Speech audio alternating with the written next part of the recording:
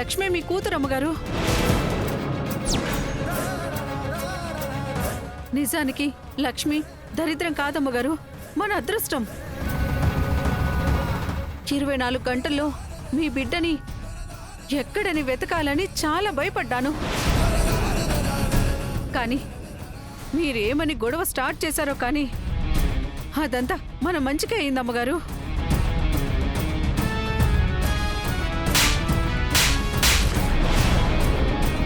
అసలు పుట్టిన నక్షత్రం గోత్రం కూడా తెలియని ఒక అనాథ పిల్లని తీసుకొచ్చి ఇంటి పెత్తనాన్నంతా తన చేతుల్లో పెట్టారా? మీరే కనుక ఈ పెట్టెని తీసుకొచ్చి బయట పడేకపోయింటే ఈ ఫోటో నా కళ్ళల్లో పడుండేది కాదు.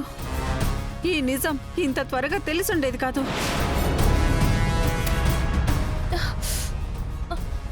ఏం కాదమ్మా, ఏం కాదు, తొందరగానే తగ్గిపోతుంది.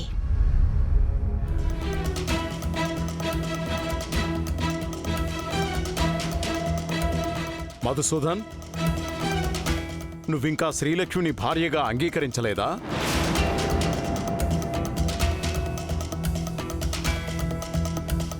అడుగుతుంటే నేల చూపులు చూస్తావే.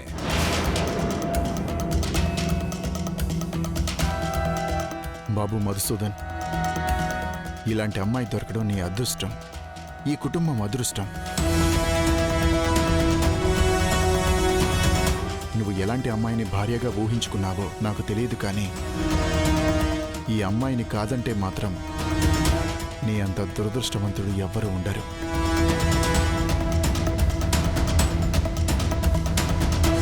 మీరెన్ని చెప్పినా లక్ష్మి నేను భారీగా యాక్సెప్ట్ చేయలేను. ఎందుకంటే నా దగ్గర కారణాలు లేవు. కానీ లక్ష్మిని ఎప్పుడు చూసినా నాలో భార్య అన్న ఫీలింగ్ రావట్లేదు. కావాలంటే అత్తయ్య కూతుర్ని తీసుకొచ్చి నా కళ్ళ ముందు ఉంచండి, ఇప్పుడే పెళ్లి చేసుకుంటాను. కానీ లక్ష్మిని మాత్రం యాక్సెప్ట్ చేయలేను. ఈ విషయం తాతయ్యకి వెంటనే చెప్పేస్తే మంచిది. ఇంకా ఆలోచిస్తున్నారేంటమ్మగారు? ఈ అమ్మాయి మీ కన్న కూతురని చెప్పేద్దాం. పదండి అమ్మగారు. ఆ లక్ష్మి నా కూతురంటే అస్సలు జీర్ణించుకోలేకపోతున్నాను. ఇప్పుడెప్పుడో దాన్ని వదిలించుకుందాం అనుకుంటే ఎక్కడో పెరిగి మళ్ళీ నా ఇంటికే కోడలుగా వచ్చింది. అసలు సంబంధం లేకుండా దాని తండ్రి నాదే కాపాడుకుంది. ఏ బిడ్డ వల్ల అయితే ఇంట్లో నిజం తెలిసిపోతుందని భయపడ్డానో, చివరికి ఆ బిడ్డ వల్లే ఇంట్లో నిజం తెలిసింది. దీన్నే కర్మ అంటారమ్మగారు. ఏదైతే ఏంటమ్మగారు, నిజం తెలిసినా మీ మీద ఈగ కూడా వాలనివ్వలేదు కదా. అది కూడా ఒక రకంగా మీ అదృష్టం. పదండి అమ్మగారు, మీ వాళ్ళకి నిజం చెప్పేద్దాం. ఆగు. ఈ భూప్రపంచంలో వేరే ఏ అమ్మాయినైనా నేను కూతురుగా ఒప్పుకుంటాను, కానీ ఈ లక్ష్మిని మాత్రం నా కూతురుగా ఒప్పుకోను.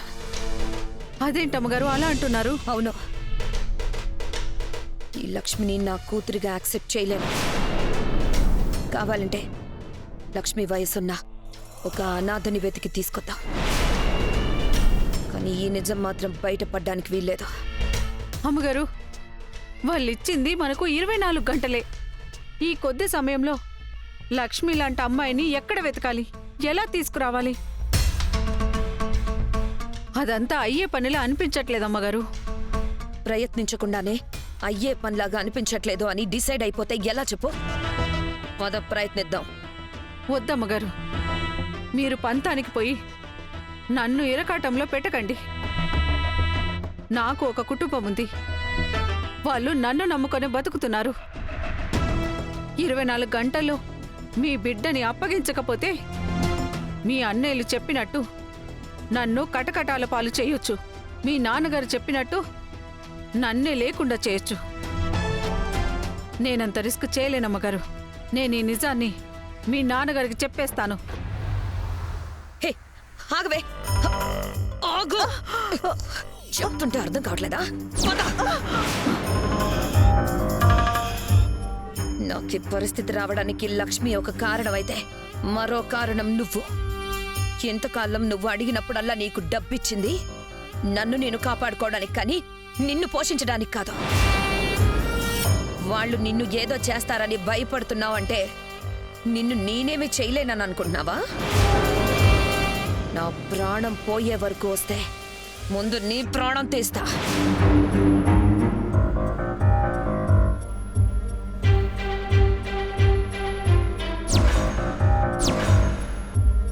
మీరెన్ని చెప్పినా లక్ష్మి నేను భారీగా యాక్సెప్ట్ చేయలేను.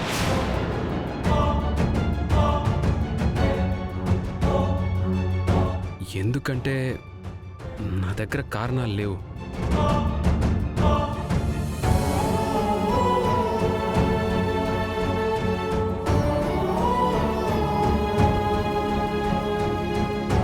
కానీ లక్ష్మిని ఎప్పుడు చూసినా నాలో భార్య అన్న ఫీలింగ్ రావట్లేదు.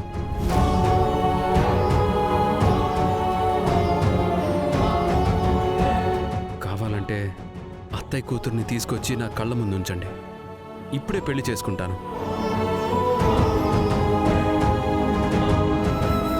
కానీ ఈ ఎర్ర బస్సుని మాత్రం భార్యగా యాక్సెప్ట్ చేయలేను.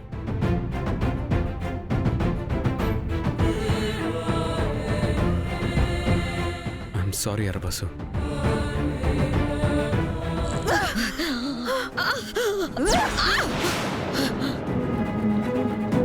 నన్నే పొడుస్తానంటావే?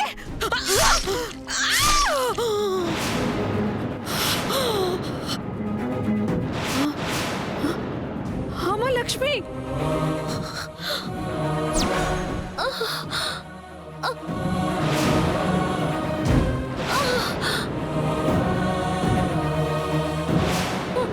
లక్ష్మి అమ్మా, అమ్మా శ్రీలక్ష్మి, శ్రీలక్ష్మి, లక్ష్మి, అమ్మా నిన్ను. అమ్మా, అమ్మా శ్రీలక్ష్మి.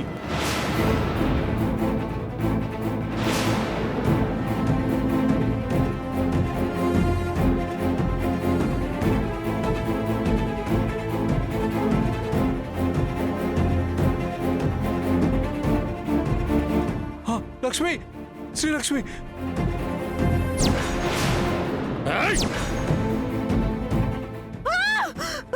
అయ్యగారు నిన్ను నన్ను క్షమించండి అయ్యా, నన్ను క్షమించండి అయ్యా, నన్ను క్షమించండి. మీ మనవరాలు ఎవరో కాదయ్యా, ఈ లక్ష్మి మీ మనవరాలు.